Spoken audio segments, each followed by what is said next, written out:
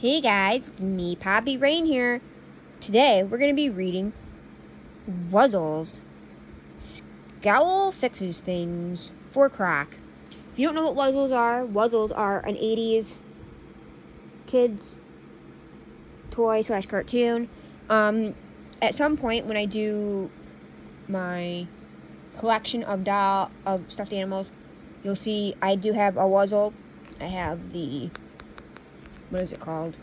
The seahorse one, which you'll see in this book.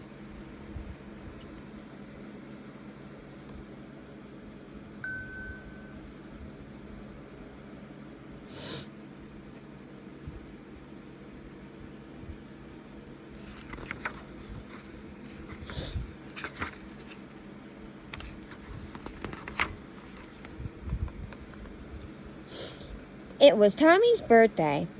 Everyone who came to his party brought him a wonderful birthday present. Tommy liked all of his presents, but the one he liked best was a new book about his favorite Wuzzle, Scowl. Tommy thought Scowl was funny. Scowl didn't mean to be funny. He just was. The little half-skunk, half-owl was always getting himself into trouble because he wasn't quite as smart as he thought he was. After the birthday party was over, Tommy climbed up on his big blue chair and began to read his new book.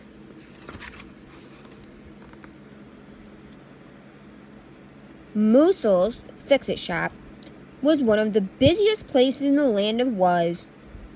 Something always needed fixing, and when it did, Wuzzle was the Wuzzle to fix it. Of course, Wuzzle really liked fixing things, and it was nice to be busy, but once in a while, Wuzzle wished he weren't quite so busy, especially during the summer. If only I could get away for a week or two, Wuzzle said to Scowl one day. I haven't had a summer vacation since before I went into the fixing business.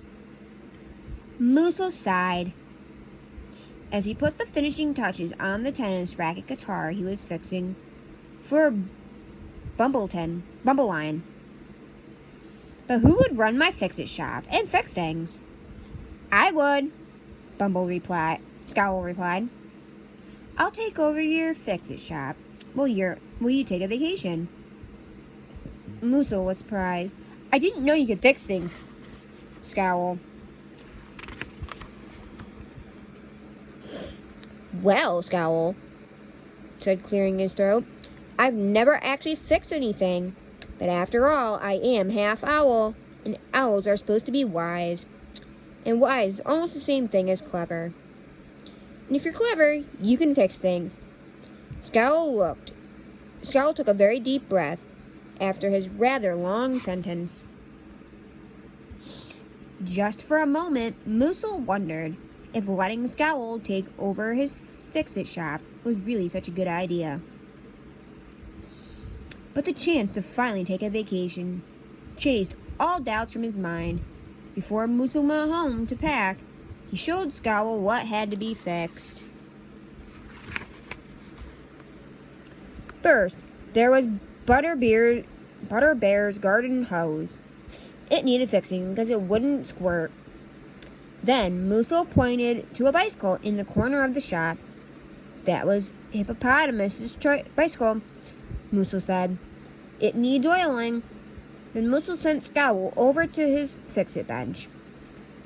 This lamp toaster belongs to Ellaroo. The popper-upper is stuck. Finally, Wuzzle showed Scowl a hairbrush radio. That belongs to Rhinonky. It needs a new cord. Think you can handle everything? Wuzzle asked Scowl. Nothing to it, Scowl replied. Meanwhile, on the other side of Wuzz, it was raining and sleeting and hailing and thundering. Another lovely day, Crock said, as he seated himself at the breakfast table. Fine weather indeed. What'll you have for breakfast this morning, boss? Asked Flizzard. Light toast, Crock said. No soap, boss, answered Flizzard.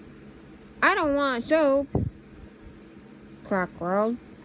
I want light toast.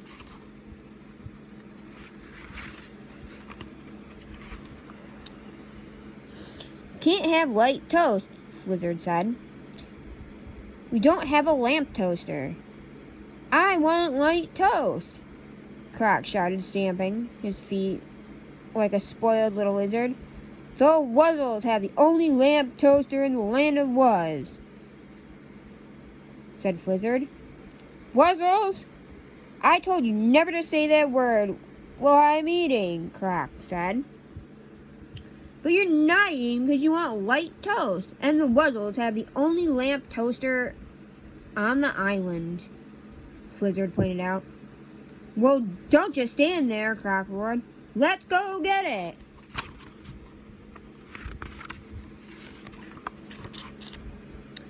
At the fix-it shop, Scowl was very busy fixing things. First, he fixed Hoppo's bicycle. Nothing to it, Scowl said. But when Hoppo came by to get her bicycle, something very odd happened. Hoppo's bicycle would only go backwards. Scowl said. That's a peculiar bicycle you have. It wasn't peculiar before you fixed it, Hoppo replied. I'm sure a minor adjustment is all that's required, Scowl said, wheeling Hoppo's bicycle backwards into the shop. Come back tomorrow, Hoppo. Next, Scowl fixed Butterbeer's garden hose. Nothing to it, he said, and put a glob of grease inside the nozzle. But when Butterbeer went home with her hose and tried it, psst, water squirted out of every place except the nozzle. Butterbeer was soaked. I'm sure a minor adjustment is all that's required, Scowl said to the dripping Butterbeer. Come back tomorrow, Butterbeer, Scowl said. I'll fix your hose again right after I fix Elaru's lamp toaster and Rhinonke's hairbrush radio. At that very moment, Crock and his crew were creeping through the forest toward Moosel's fix-it shop. Hurry up, you guys, Crock hissed, licking his lips at the thought of the lovely light toast he would make with the Wuzzle lamp toaster.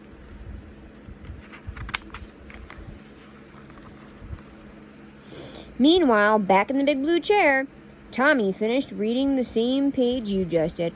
Uh-oh, he said out loud. The Wuzzles are in trouble.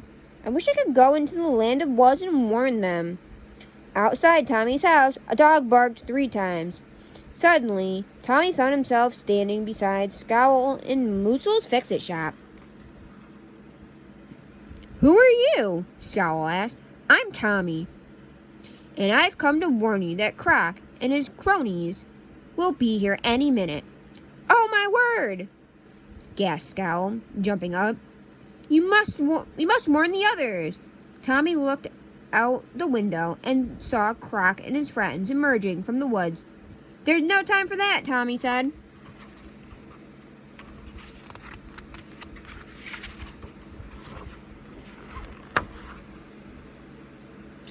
Tommy grabbed the lamp toaster from Scowl's bench. Did you fix it yet? He asked Scowl. Just finished it. It's as good as new. I hope not, Tommy answered, putting the lamp toaster in the shop window, just as Crock and his friends came into view. From their hiding place behind the bench, Tommy and Scowl heard Crock's voice outside the shop. Hey, look! There's the lamp toaster! Crock and his friends dashed into the fix-it shop. Crock scooped the shiny lamp toaster out of the shop window. That's the easiest job we've ever pulled off, he scoffed. Now, let's get out of here, said Flizzard. I don't like this place. All the clean air and sunshine gives me sinus trouble.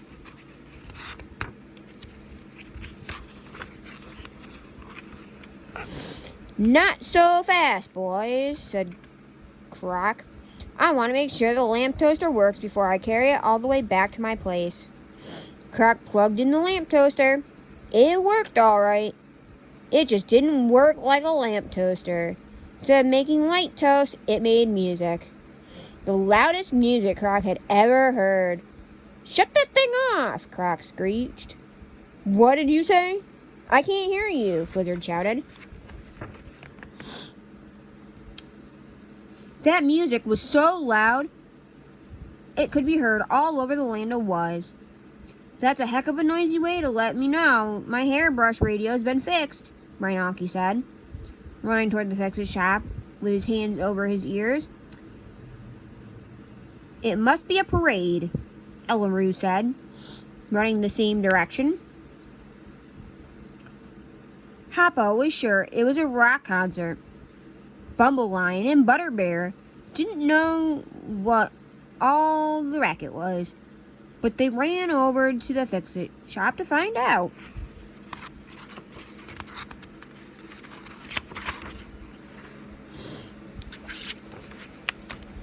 I think it's time for us to leave, said Crock, when he saw the whole town heading in his direction. Crock, Butterbear gasped, as he watched the invaders run for the woods and disappear into the trees. Tommy unplugged the blaring lamp toaster. What happened? Said Ellaroo. Tommy saved us from Crock, Scowl said. No, I didn't, Scowl. Tommy said you did. Me? Scowl said. What did I do? Tommy smiled. You fixed the lamp toaster. Just like you fixed Hippo's bicycle and Butterbeer's garden hose. You put Rhinonkey's hairbrush radio parts in the lamp toaster. That's why it played music. Does that mean my hairbrush radio makes light toast now? Rhinonkey asked. I wouldn't at all be surprised, Tommy laughed, giving Scowl a big snuzzle. But I'm sure minor adjustments is all that's required. The end.